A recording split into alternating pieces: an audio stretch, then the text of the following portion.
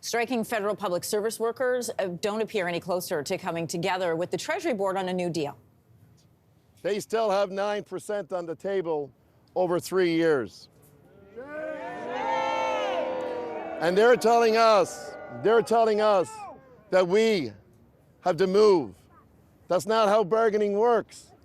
Some 250 picket lines are in place across the country still, including at federal prisons, which has some advocates concerned about how this strike is affecting access to those prisons and the conditions within. So with us this morning is Emily Coyle. She's the executive director of the Canadian Association of the Elizabeth Fry Societies. Good morning to you. Good morning, Anne-Marie. The Public Service Alliance of Canada says that their picket lines should not prevent your advocates or workers deemed essential from entering prisons. But one of your advocates was unable to get into an Edmonton facility just last week. So what issues could arise if access to prisons is denied or blocked or delayed due to the strike? One thing for people to understand is that there are multiple unions at play in the federal prisons, and we go into the federal prisons designated for women. And so while there are people who are striking outside of the prisons that we go into, there are also people who are continuing to work because they are not represented by PSAC. So what we are seeing is certainly a commitment by PSAC to allow the most essential, services to go in, including our advocates, which are considered to be essential.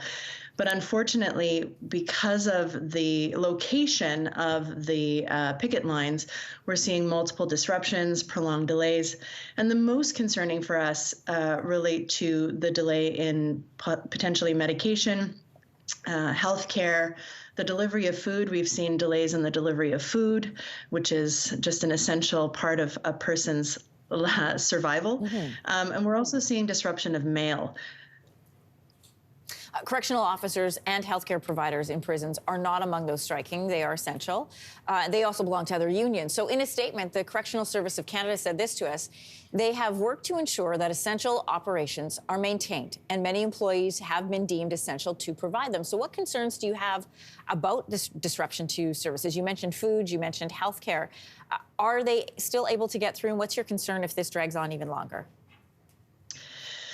Well, the problem is it's a compounded problem. So we've seen years and years of austerity and harm being done to people who are in our federal prisons by the previous Conservative government, which were starting to be undone. And then we were hit by a global pandemic, which really restricted the liberty of the people inside our prisons. And the reason that we should care about this is because we imprison very vulnerable people. We put, by and large, many Indigenous people, Black people, people who are suffering from mental health disabilities, people who are living in poverty.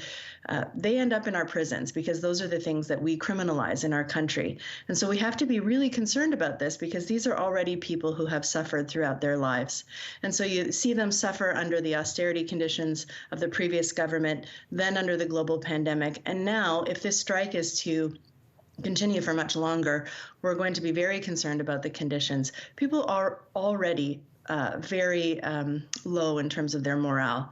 And so not being able to access your medication is a huge issue for anyone.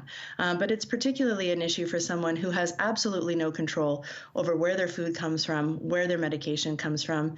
And when it comes to things like mail, if you have a letter from your lawyer, for example, and that's an essential piece of a document that you need to pursue your legal avenues, that's going to be a problem for you.